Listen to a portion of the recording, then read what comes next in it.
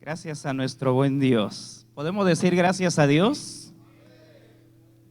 Bueno, quisiera empezar con una pregunta con ustedes.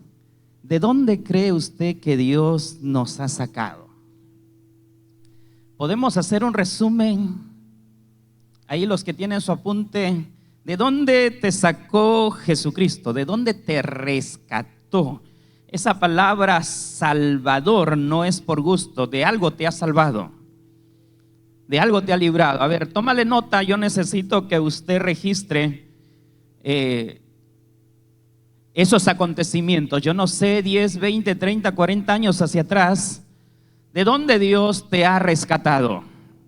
Échele allí la escritura, cómo era tu vida antes de, y queremos hacer un stop allí de lo que Dios ha hecho ya con nosotros. Algunas escenas de repente lo ha mejorado, otras todavía la tenemos conservándolo por si al caso algunas cosas del pasado pueda ser, ¿no? Como algunos que viven recaudando algunas herramientas que ya no sirven, pero por si al caso. Entonces, ¿qué de tu pasado que podría estar afectando tu presente? Hay un tema muy importante del cual se me ha asignado: siguiendo el legado de quién. Siguiendo el legado de quién. Del maestro. ¿Quién es tu maestro? Yo diría Rafael Albino. ¿Quién es tu maestro? ¿De qué maestro estaría hablando aquí? Revisando las escenas del maestro, encontramos a toda una persona sumamente humana que ha vivido las mismas escenas de la gente más sufrida que podamos encontrar en esta tierra. Y le quiero decir que entre del 1 al 10 son más de 8 las personas que han tenido experiencias difíciles en la vida, y Jesucristo no es la excepción. Si yo le quiero contar de Jesús, y usted también se lo sabe, Él vino a nacer en una circunstancia cuando estaban en camino y no había lugar en donde pueda María dar a luz. ¿Se recuerdan eso? Después que nace, hay algo interesante allí. O de repente antes de ello, ¿no? Porque podría encajar en alguien esto. Cuando José se enteró que María estaba encinta, ¿qué quiso hacer José? Quiso abandonarlo. Eso no hizo usted cuando supo que su esposa estaba encinta, ¿verdad? Pero son escenas que el hombre vive, confronta, y algunos justifican sus edades y dicen: pero yo recién tengo 20 años, 22, ¿y cómo voy a ser padre? Mejor la dejo. José como que quería llenar parte de ese grupo de los cobardes en ese momento, porque él había planificado, él había decidido, él había dicho: no, esta noche yo duermo con ella, pero mientras ella esté profundamente dormida, yo me voy esta noche, y así que María no me va a encontrar. Y el que lo resume allí dice que porque lo amaba. Yo no sé si vos tenés problema con los teólogos. ¿El amor podría haber producido ese abandono? ¿Tanto era el amor de José? Y podría hoy preguntar a aquellos que no reconocen la paternidad de algún niño: ¿es porque lo ama?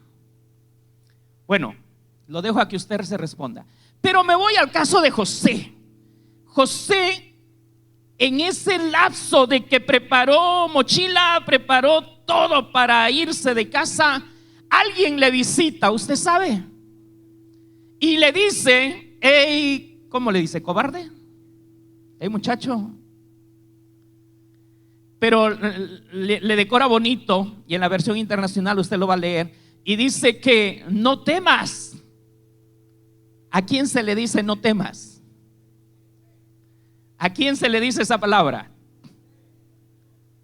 Al que está de miedo, ¿no? ¿Y qué si no es mío? ¿Y qué? Y tantas cosas que cruzaba por la mente. Pero el ángel del Señor le dice: ey, no seas un cobarde, no huyas, no te vayas, no temas. Recíbale nomás como tu mujer. Tú vas a ser el padre de ese muchacho. Ya después vas a comprender, si es que hoy la mente es bastante reducida a que no logras comprender. Cuando Jesús llegó a esta tierra, recién nacido, empieza una persecución contra su propia vida. Y ustedes conocen de que Dios le vuelve a hablar a José y le dice: ahora toma al niño y a María y vete a tal lugar y allí espera hasta que este hombre que está procurando matar muera y luego ustedes retornan. Yo no sé el estado en el cual usted nació. Yo no sé si preguntó a mamá, preguntó a su papá de que en qué circunstancia nació, cuántas veces le quisieron abortar, de que si usted fue el hijo planificado o no fue el hijo planificado. Pero hay algo interesante en el cual nosotros tenemos que seguir las pisadas, tenemos que seguir el ejemplo, tenemos que identificarnos con el maestro. Quiero ir con ustedes a Proverbios, el capítulo 19, verso 20 al verso 23. Voy a leer en la versión 60, es la que mayormente la usamos. Proverbios 19, 20 al 23 dice: escucha el consejo y recibe la corrección, para que seas sabio cuando tengas 50, 60, 70. Muchos pensamientos hay en el corazón del hombre, mas el consejo de Jehová permanecerá. Contentamiento es a los hombres hacer misericordia, pero mejor es el pobre que el mentiroso. El temor de Jehová es para vida, y con él vivirá lleno de reposo el hombre, el cual no será visitado de mal. Si nosotros contextualizamos este versículo, y podríamos de repente hacernos esta pregunta: ¿desde qué edad los que somos padres nos ocupamos en la parte espiritual de nuestros hijos? ¿Cuántos hemos criado o estamos criando hijos? Ok, creo que tengo una mayoría de papás, y también felicito a los jóvenes que están aquí. ¿A qué edad nos preocupamos? Mira, en el contexto nuestro, siempre trabajamos de esta manera: el cuerpo, el alma y el espíritu. De esa manera siempre hemos estado enfocados en la parte nuestra como humanos. ¿Qué hacemos con el cuerpo? Lo sustentamos, lo alimentamos, lo vestimos, buscamos la forma de enseñarle que salga bien, que se vista bien. En el concepto nuestro como humano estamos bastante enfocados en la parte del cuerpo. Y lo que provocamos es que esa persona que estamos criando nos haga, que nos dé un buen mensaje cuando la gente lo vea y tengamos nosotros una buena referencia. Es por ello que no nos descuidamos de su salud para que no enflaquezca, no nos descuidamos de los ojos para que no pierda la visión, y estamos bastante entretenidos en poderle darle lo mejor en la parte de su cuerpo. La otra parte que también hemos visto es que estamos enfocados en el alma. Después de la pandemia ya encontramos familias paseando, encontramos padres presupuestándose para poder ayudar en la parte emocional de la familia, encontramos padres ya caminando con hijos y trabajando bastante en la parte emocional, en el alma, en eso que siente. Pero lo estamos dejando con el tiempo que sobra, con ese tiempito de que si sobra, para poder enfocarnos en la parte espiritual. Si yo le pregunto a usted cuál es el tiempo de la semana que usted usa para el devocional familiar, no hay tiempo. ¿Cuál es el tiempo que usted usa? ¿Cada qué frecuencia hace su ayuno familiar? No hay tiempo. ¿Por qué? Porque hemos abarcado la gran cantidad de nuestro tiempo a las otras áreas. Y como dijera Jesús a Marta cuando Marta estaba muy afanada en las cosas materiales, y esta mujer va y le reclama al maestro y le dice: maestro, tú eres un amigo nuestro, y así que yo te voy a pedir, tú eres como un hermano, como un padre en esta familia, yo te voy a pedir que le digas a mi hermana, ¿qué cosa? Que me ayude, que no me deje hacer solita las cosas, así que se levante de allí y que me ayude. Y Jesús le responde, ¿qué le dice? Marta, Marta, no deberíamos hablar de Marta, ¿no? Pero algo nos va a enseñar Marta. ¿Estás turbada? ¿Estás agotada? ¿Estás cansada? ¿Estás amargada? Y ahora ni siquiera estás contemplando que tu amargura está contra tu hermana. Y me estás pidiendo que yo me sume a tu amargura. Pero te voy a decir algo. María, tu hermana, ayúdeme eso, escogió la mejor parte. Eso suena bueno. ¿Cuántos queremos escoger la mejor parte? Y la mejor parte está en el área espiritual. María nos enseña a sacar tiempo. Ella tenía muchas ocupaciones, pero sabía equilibrar su tiempo. Sabía dar lo mejor de sí. Y lo que ha logrado es conseguir ante el maestro, porque esto es el examen del maestro, que el maestro dijera entre estas dos postulantes que María le está ganando en puntaje, porque escogió la mejor parte. Resaltó un poco en Marta eso, que unos capítulos más adelante dice: y Marta le servía a Jesús. Entonces, es posible que el hombre pueda cambiar, es posible que nosotros cambiemos de concepto. No es esos conceptos como el que dice: no, yo nací terco y voy a morir terco. Esa es una mentira. Algunos dicen: no, yo soy así hasta la tumba. Eso es mentira, porque yo le quiero decirle de que Cristo tiene poder para hacer una transformación en nuestra vida. Lo logró con Marta, lo ha logrado con un amigo llamado Saulo, y lo ha transformado en un gran ejemplo para nosotros y un desafío tan enorme para nosotros. Así que si con ellos se pudo, ¿por qué no va a poder con nosotros? Pero tenemos que seguir el ejemplo del maestro. ¿Y cuál es el ejemplo del maestro? Si me ayude la siguiente. En el caso del maestro es totalmente diferente, es a la inversa. Nosotros los humanos entendemos mal. Cuando Jesús le dijo a uno que fue sanado: ve y no lo cuentes a nadie, y este escuchó como que Jesús le hubiera dicho: ve y cuenta a todos. Pero mira cómo es el plan de Jesús, cómo funciona en el plan de Cristo y no en el plan nuestro. En el plan de Cristo primero estaba el área espiritual. Lo primero que reinó en él, si nosotros revisamos el libro de San Juan, vamos a encontrar una linda explicación del maestro haciendo mención. San Juan 12, 47 al 50. Por ahí, por favor, revísenlo, porque yo necesito esos versos, que ustedes lo lean. No lo voy a leer en mi versión. San Juan 12, 47. ¿Alguien lo tiene? Dice, a ver, esa voz de hombre,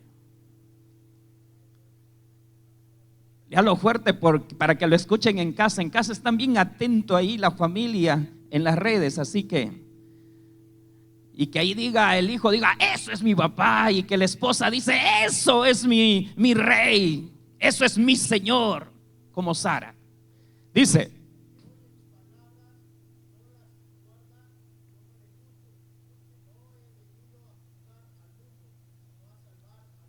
ajá, no he venido a juzgar al mundo. El mensaje del maestro: No he venido a juzgar la situación tuya. No he venido a juzgar de cómo te estás portando como marido, cómo te estás portando como padre, cómo te estás portando como tú mismo, como hombre. No he venido a eso, sino he venido a salvarte de esta situación.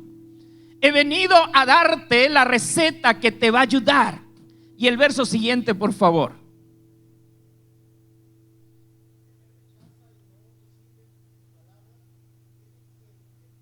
Ajá.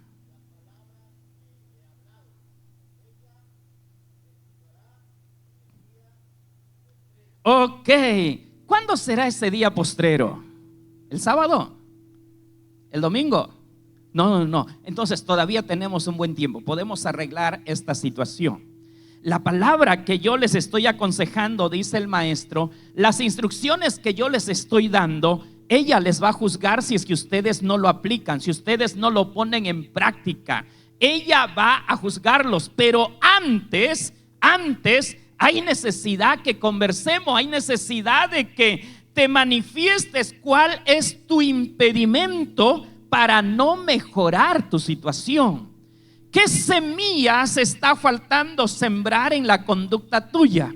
¿Qué semillas está faltando sembrar en la parte espiritual tuya? ¿Qué es lo que está faltando para que no se active lo que hubo en Cristo Jesús? Si nosotros revisamos esa hermosa escritura de Lucas, dice que Jesús crecía en sabiduría y era de agrado a los hombres y también de agrado a su Padre. Eso nos indica a nosotros que hay dos áreas en nuestra vida que necesitamos darle crecimiento, y una de ellas es la que nos va a ayudar a vivir bien en este mundo.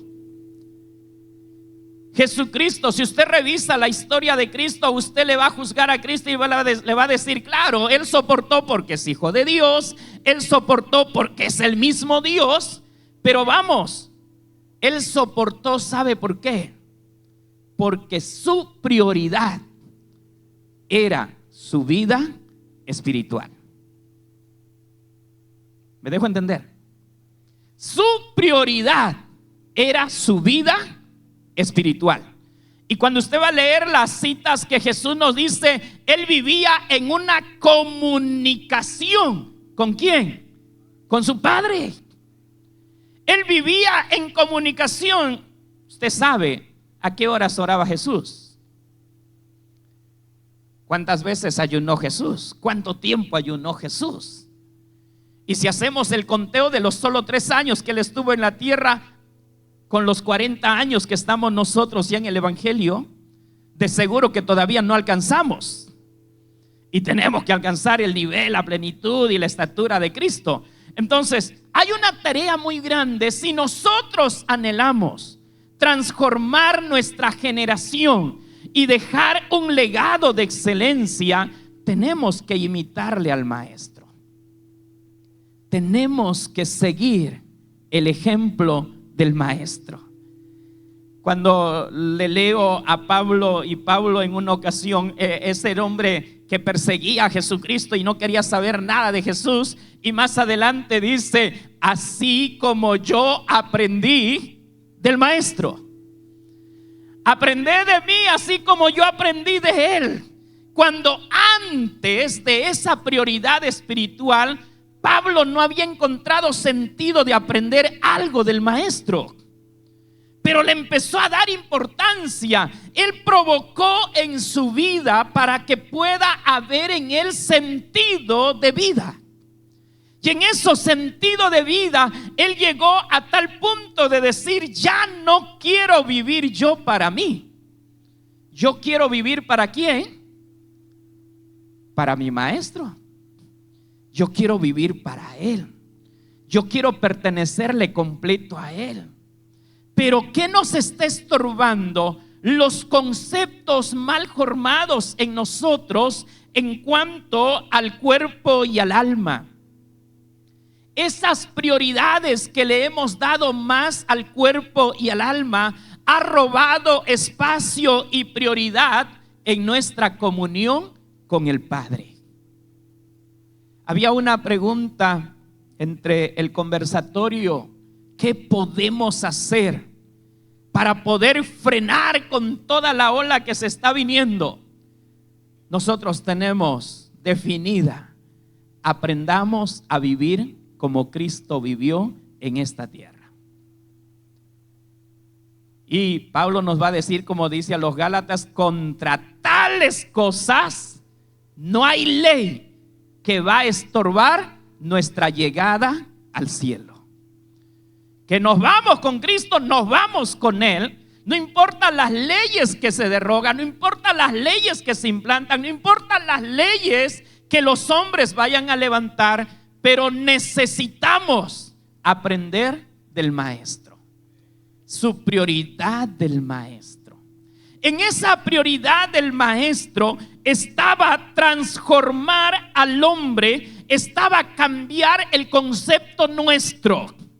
Me interesa cuando Pablo resume en Corintios 5:17, de modo,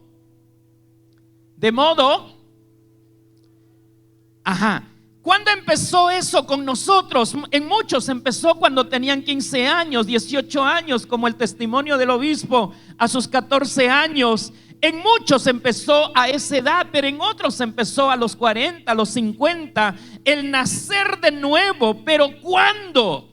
Cuando estás con Él. Cuando estás con Él. Cuando usted va a su trabajo, ¿sigues con el Maestro? Cuando usted está con su esposa, ¿sigues con el Maestro? Cuando está con sus hijos, ¿sigues con el Maestro? Cuando recibe su sueldo, ¿sigues con el Maestro? Pablo nos dice con toda certeza: el que está en Cristo, el que vive con Él, será una nueva persona, un nuevo hombre. No importa la sangre que llevas, el apellido que lleve, no importa qué generaciones has venido del pasado, que mi padre era así, que vengo de este apellido, no importa eso, porque el que está en Cristo ahora es un cristiano, es una nueva criatura. Y todavía Pablo dice, como para decirnos también a nosotros: las cosas que yo tenía antes, las cosas que yo practicaba antes, ya lo tengo en el pasado y ya no debe ser parte de mi presente. Si algo tenemos nosotros que considerar de esta conferencia, es aprender lo del Maestro. Prioridad, nuestra vida espiritual. Comunión. Sí, tu cuerpo está cansado, no tiene el tiempo para poder levantarse a orar, pero el sacrificio vale. Sacrificarse vale. El Maestro se sacrificó. ¿Usted cree que para Jesús le era fácil, después de toda una jornada, irse aparte a orar? ¿Usted cree que era fácil? Porque muchos decimos: no, es que Él era Dios. Señores, era un hombre como nosotros, con tanta ocupación. Más o menos a los 17 años José murió y él tenía que asumir la responsabilidad de la familia. Tenía que empezar a trabajar y hacer todo lo de la carpintería y asumirlo con responsabilidad, sin perder el objetivo de que es hijo de Dios. Él no vivió sacando en cara a María: mira que por mí comen, o a sus hermanos: mira que por mí tienen. No. Él supo responder a la necesidad de su momento. Y ese es el otro paso que tenemos que aprender. El Maestro nos dio esta lección. Usted puede decir: no, es que yo crecí sin padre, es que yo no tuve la suerte de que otro tiene. Usted tiene la suerte de estar con vida. En una ponencia decían: hay otros que a los primeros días murieron, otros en el vientre tomaron decisión de matarlo, pero con nosotros no fue así. Estamos vivos por la gracia de Dios y para la gloria de Dios, y por lo tanto necesitamos hacer correcciones en nuestra vida. ¿Tenemos malos hábitos formados? Sí, señores, tenemos malos hábitos. ¿Por qué? Porque lo estamos leyendo la palabra de Dios cada qué tiempo? A ver, revísenlo ustedes en su horario, en su orden, en su agenda. ¿Cada qué tiempo revisas la palabra de Dios? Ajá, cada vez que te ponen en el programa para enseñar. ¿Cada qué otro tiempo? Y con esa prioridad, ¿usted cree que va a tocar el cielo? Con ese tiempito que le sobra, ¿usted cree que va a escuchar el sonido de la trompeta cuando Él retorne? Si estamos descuidando las herramientas que nos va a llevar más allá del sol, entonces estamos perdiendo mucho tiempo. El maestro sabía que era corto el tiempo que tenía que estar en la tierra y por lo tanto él se ha planificado correctamente para no descuidar ninguno de las áreas en su vida. A él no lo vamos a encontrar desnutrido porque no se alimentaba, porque tenía que trabajar tanto. No le vamos a encontrar por ahí desmayado espiritual porque tenía que trabajar tanto. No, señores. Él es el maestro por excelencia que nos enseña a cómo equilibrar nuestra vida, a cómo equilibrar nuestro tiempo, caballeros. Nosotros somos el eje en el hogar. Hay un curso importante, el abrazo de papá. Y en ese curso se dice que mamá vive siempre abrazando a los hijos, que los hijos ya ni sienten si es un abrazo o es qué. Pero cuando papá se le acerca a abrazar, hay una conexión. Eso es como cuando aquella mujer toca el borde del manto de Jesús y siente algo. El abrazo de papá vale muchísimo. Tu abrazo, papá, vale mucho. Tu abrazo vale mucho. Y ese hijo va a decir: ay, algo sentí, algo se desprendió de mí. Algo se me fue el dolor, se me fue la preocupación, se me fue de repente la ansiedad, porque el abrazo de papá sana. Nosotros hemos sido abrazados por nuestro Padre Celestial. El día que estabas en problemas, el día que estábamos enfrentando situaciones donde decíamos ya no doy para más, y papá nos abrazó y nos levantamos como nuevo. Entonces, si el Padre Celestial hizo eso con nosotros, Él es nuestro maestro. Hagamos eso con los nuestros. La prioridad es la vida espiritual. Aunque usted me diga que no. Porque hay muchos quienes se han ceñido: no, es que si no trabajo no como. ¿Usted ha estado en la tierra durante la pandemia? Los que han estado en la tierra durante la pandemia saben de que sin trabajar han comido. Y Dios siempre ha sido el proveedor. Y mucho más, Dios nos ayudará si es que atendemos con amor a lo que nosotros mismos hemos provocado tenerlos. ¿Alguien compró su esposa? No. ¿Alguien compró sus hijos? No. Entonces, ¿el dinero en qué te sirve?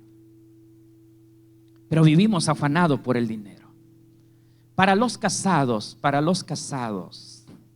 quiero invitarle a hacerle un pequeño resumen. Haga un resumen. ¿Cómo era su esposa antes que formase hogar o familia contigo? Haz un resumen. Si hay alguien durmiendo a tu lado, despiértalo y dile: esto va contigo, porque su esposa le va a pedir llegando a casa, y usted sabe que somos libres, pero vamos a volver a casa y nos van a preguntar: amor, ¿qué has aprendido? Y no haga quedar mal a la conferencia, por favor. A ver, haz un resumen. ¿Cómo era su esposa cuando inició la vida contigo? ¿Tenía una carrera profesional? ¿A qué se ocupaba? ¿Era de negocios? ¿Cómo era? Haz un resumen. Escriba, escriba. A ver. Sí, tome nota, tome nota. ¿Cómo era ella? ¿Cuánto ganaba antes que se casen? ¿Trabajaba? ¿No trabajaba? ¿A qué se ocupaba?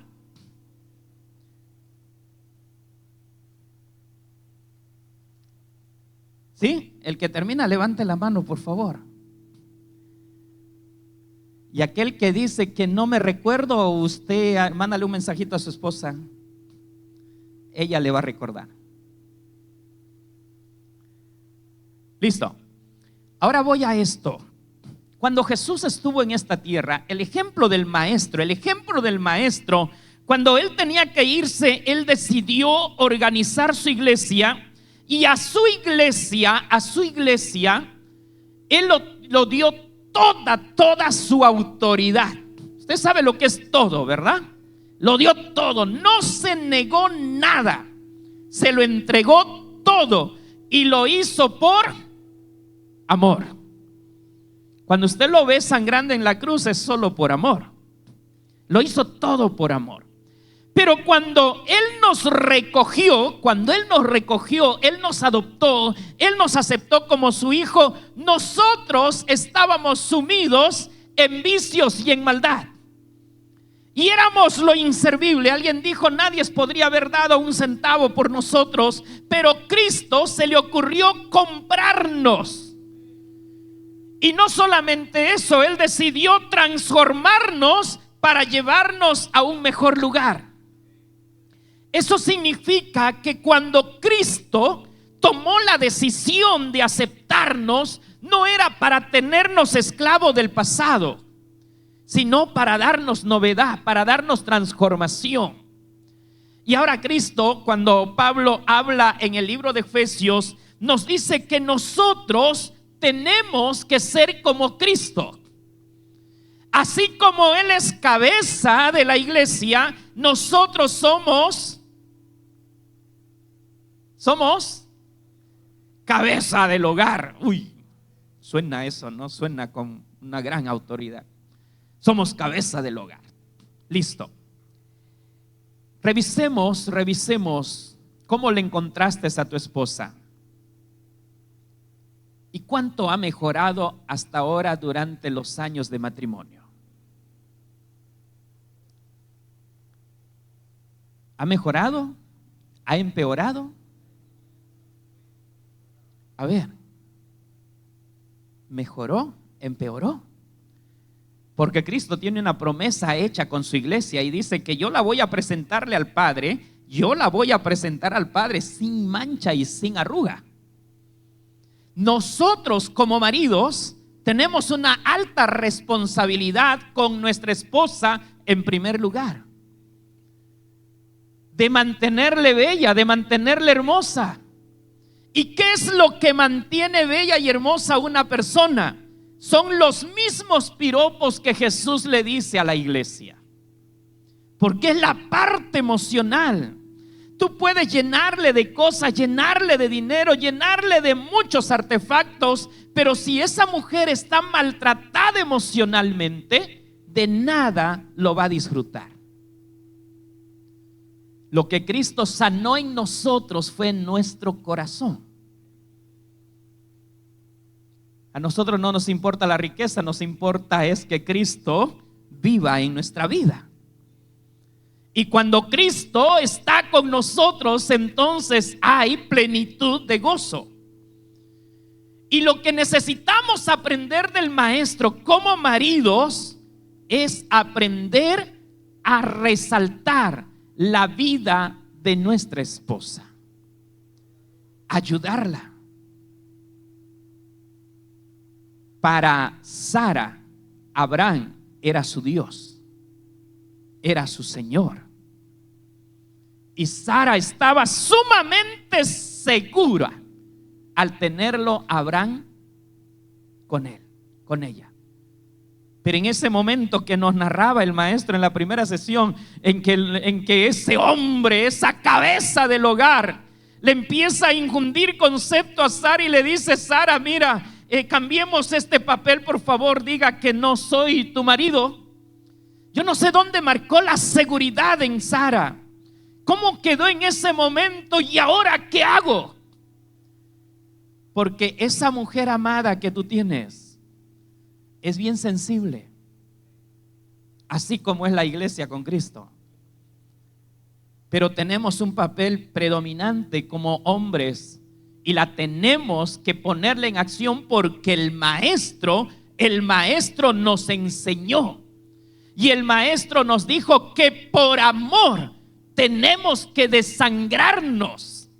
Por amor tenemos que sacrificarnos, como el maestro lo hizo. Pero marquemos en nuestra vida cómo estamos demostrando el amor. Cuánto está desarrollándose el servicio de su esposa para el Señor, como María.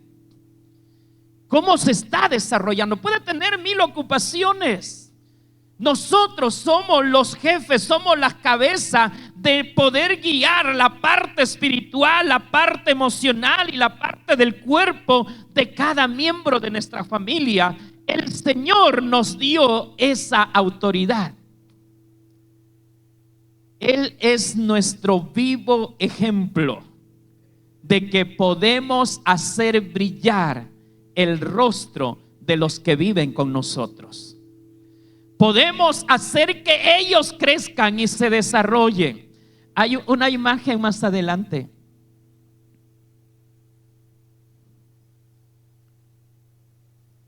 ¿Me ayuda? Bueno, gracias. Segunda de Corintios 5:17 es la que hemos mencionado, pero aquí hay algo tan especial que nosotros tenemos que trascender a nuestra familia.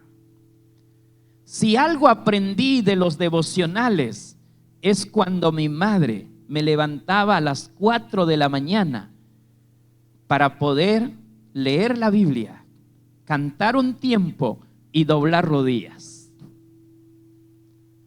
Para ella eso fue su herramienta de mantenernos en comunicación con Dios. A pesar de las 1000 ocupaciones que esa mujer tenía, porque ella tomó la decisión de aceptar que papá se fuera, dejándonos cuando yo tenía 2 años, ella tomó la firme decisión de hacer que Dios cumpla su propósito en nuestras vidas. Siempre que llegábamos del colegio, primaria, toda la primaria, recuerdo esto, ella nos esperaba con esta pregunta: ¿y cómo les fue? ¿Todo bien? Sí, muy bien. Ahora toma tu canastita y salga a vender. Porque lo que ella quería percatarse es que estemos bien. Porque cuando una persona está bien, va a hacer bien su trabajo. Regresábamos, ¿cómo fue? No hemos terminado, no se preocupe, mañana temprano, pero antes de las 7:30 teníamos que retornar a casa, porque a las 7:30 teníamos que estar en la casa de oración. Fue una mamá muy mala que nunca nos preguntó si estamos cansados, nunca nos preguntó si queremos ir o no al servicio. Nunca nos preguntó si vamos a ir al ayuno o a la vigilia. Para ella lo que anunciaba el pastor, eso es para todos. Y allí nos tenía. Y hoy lo agradecemos en el alma. La constancia de eso ha formado nuestra vida. Y hasta el día de hoy, ella me llama en su devocional para decirme: quiero hacer mi devocional contigo. Y lo llama a los 4 que somos. No, ella no dice: no, es que si al pastor, no, es que es ya un adulto que tiene una familia. No, ella dice: tengo responsabilidad espiritual contigo. Papis, hay una tarea muy grande: el trabajar en la vida espiritual de nuestros hijos. el legado que va a trascender es el que nosotros tenemos que preparar su vida espiritual. Cuando su vida espiritual está firme, no habrá mareas del mar que lo derribe. No habrá decepciones ni traiciones que lo derribe. El maestro pasó traiciones de sus mejores amigos. Su mejor amigo lo negó, pero estaba firme espiritualmente, que él continuó, por lo cual vino. Hagamos que crezca nuestra vida espiritual. Y eso es decisión nuestra, caballeros. Eso es decisión nuestra. Tome tu tiempo a solas con Dios. No necesitas levantarla a tu esposa, hey, levanta ahora conmigo. No, eso es otro tiempo, eso es devocional matrimonial. Eso es otro. No necesitas levantar a tus hijos, eso es devocional familiar. Estoy hablando de tu devocional personal. De ese tiempo que le tienes que llorarle a Dios como hombre. Cuando mi hijo el mayor cumplía 12 años y el concepto decían que la adolescencia es cruel, yo tenía temor de cómo voy a ayudarle a mi hijo. Usted no se imagina las preguntas que le hice a mi pastor en ese tiempo. A los ancianos que criaron hijos, porque quería que mi hijo no se pierda. Yo no tuve experiencia de cómo es un padre en casa, menos de tener un líder cristiano en casa. Pero tus hijos sí tienen ese privilegio. Nuestros hijos los tienen porque nos tienen a nosotros. Y no perdamos ese papel. No descuidamos ese papel. No lo entreguemos al enemigo toda la vida de nuestros hijos, por favor, no. Si eso no estabas haciendo, la Biblia dice que Él no vino a juzgarte. Esta conferencia no es para juzgarte, pero sí es para salvarte. Y para que a través de ti se salven los tuyos en casa. Tus hijos te están esperando. Para ellos tú ya eres un gran héroe. Pero ahora ellos necesitan saber, el día en que ya no estemos en esta tierra, que ellos den testimonio que ese gozo que hay más allá de unas palabras de papá es la presencia misma del Espíritu Santo. Que ese fuego que hay en su corazón debe ser impulsado por nosotros. A veces a propósito dejaba la puerta de mi cuarto abierto porque sabía que los muchachos van a pasar y me veían de rodillas. Tiempito después les veía a ellos imitando en sus cuartos. Vale ser ejemplo. No es que no tengamos nada que hacer, tenemos 1000 cosas que hacer, pero la prioridad de nuestro tiempo en la vida espiritual nos lleva para el cielo. Yo quiero ir con mi familia al cielo. ¿Y usted? Tenemos que meternos al molde de Jesús. Su prioridad del maestro, su vida espiritual. Su cuerpo después fue golpeado, su cuerpo después fue maltratado, su cuerpo después pasó de lo peor, pero su vida espiritual estuvo firme, que el resto ha podido soportar. ¿Qué semillas faltan para que tu vida espiritual empiece a florecer? ¿Dónde estás descuidando? Hay un agujero en la puerta espiritual tuya que necesitas tomar decisiones y decir, esta tarea es mía. Si al maestro se le ocurriera preguntarle a usted qué estás haciendo por hacer florecer a la esposa, por hacer florecer a tus hijos, ¿qué le diríamos?